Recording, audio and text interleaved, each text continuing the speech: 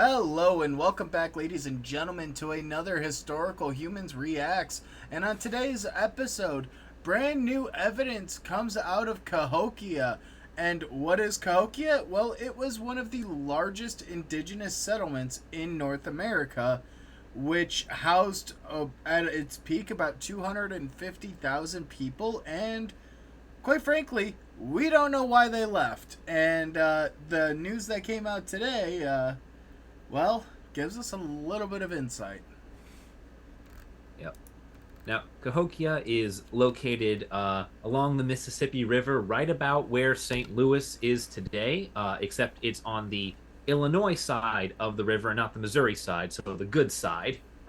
Um, and it is most famous for this massive earthen mound that was the centerpiece of this, you know, metropolis from about the what was it 10th to 15th centuries, or 11th to 15th maybe.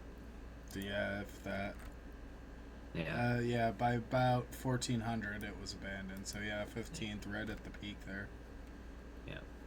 And one of the big questions that has sort of been around the mystery of these mounds is why did they abandon it? It was a very successful settlement. It's located at some very desirable crossroads of some major waterways, and we have seen evidence of its cultural and particularly its religious influence in, uh, you know, almost just across North America. We've seen it in Minnesota. We've seen it in what would be New Orleans. We've seen it, we've seen it all over, and it's just dries up in the span of a few years to a few decades. It just collapses. I do think it's kind of interesting and important to highlight for those who maybe aren't the most familiar.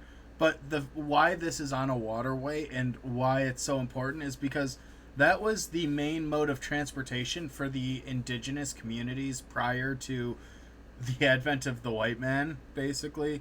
Um, they would canoe and boat down these rivers, and where Cahokia is on the confluence of the, or right, not at the confluence, on the Mississippi where St. Louis is just below the confluence of the Missouri River, the Mississippi going northward, the Illinois River that goes up to where Chicago is now in the Great Lakes, and then you also have the Mississippi that goes to the Gulf and the Ohio that goes further east. You had connections to like 70% of America. And that's important because Cahokia specifically was a massive trade hub.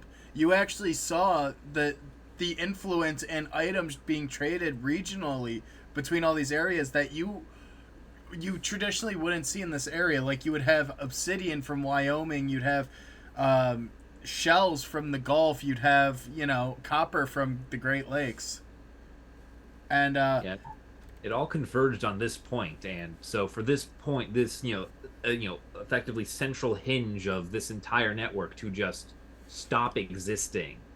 That's a major, but why? oh, and small correction, I over exaggerated the number. It was 50,000 at its largest peak, but that's still a significantly large amount of people to have in one city at one point, especially at Yeah, that time. By 1400, it was larger than the population of London. yeah, So, kind of a key point there. And one of the ways that they yeah, were testing and they started looking at was they were wondering, why did all these people disappear? Where did they go and what caused them to leave? And one of the longest prevailing theories was this prolonged drought, this lack of crops, this dying out of the food, and people would have to leave and break apart from these large settlement. But one of the things that they started doing was looking at the carbon 12 and carbon 13 that was present in a lot of plants that did photosynthesis. So they were able to see at what rates that plants were being grown, and that you can see effectively how they grew and where they were at.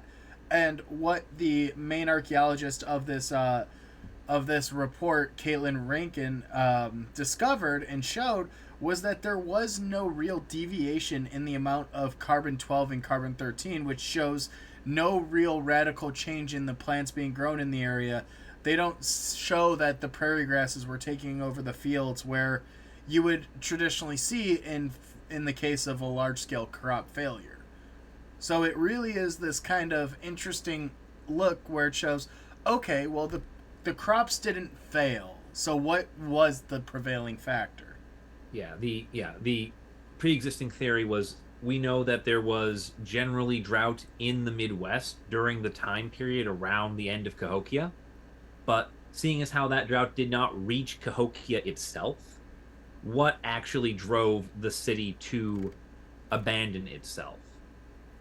One of the things that doesn't really get brought up in this article, because it's looking primarily at the theory of starvation and drought and food shortages, is that during the final century of Cahokia's existence, a massive wooden palisade is built around the city. It becomes a fortified settlement. They do talk about at the very end that it was likely external pressures that forced them out, but then also it probably wasn't a max exodus either. It probably was the slow and eventual just depopulation Decline. of the area.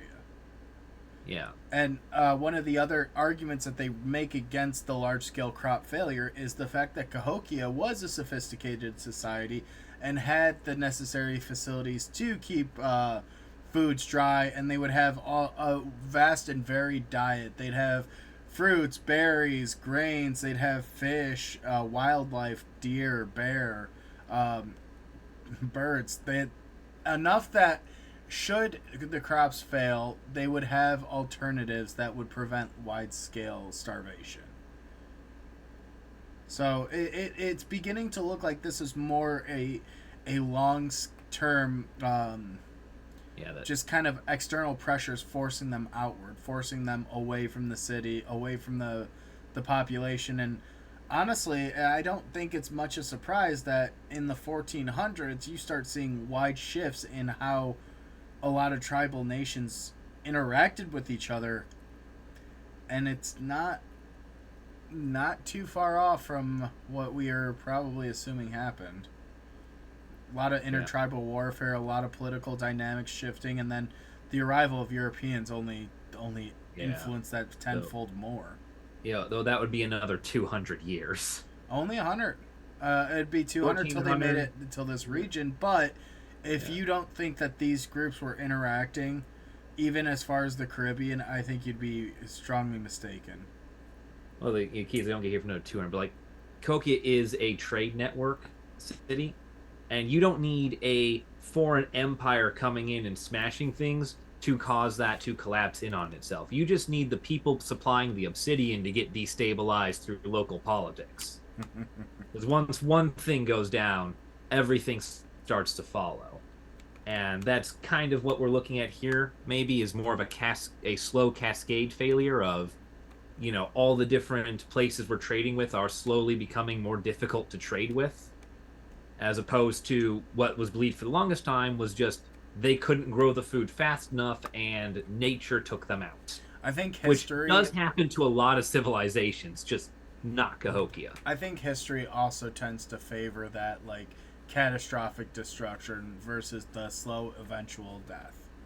I Yeah. think that it romanticizes that quick devolution versus a slow gradual process. But I think that's actually a great point for us to wrap up here. We talked about the article, we talked about the future. Curious to see what ends up coming out in the future here. Cahokia is always digging up new information. And yeah, thank you guys for watching. We'll see you in the next one.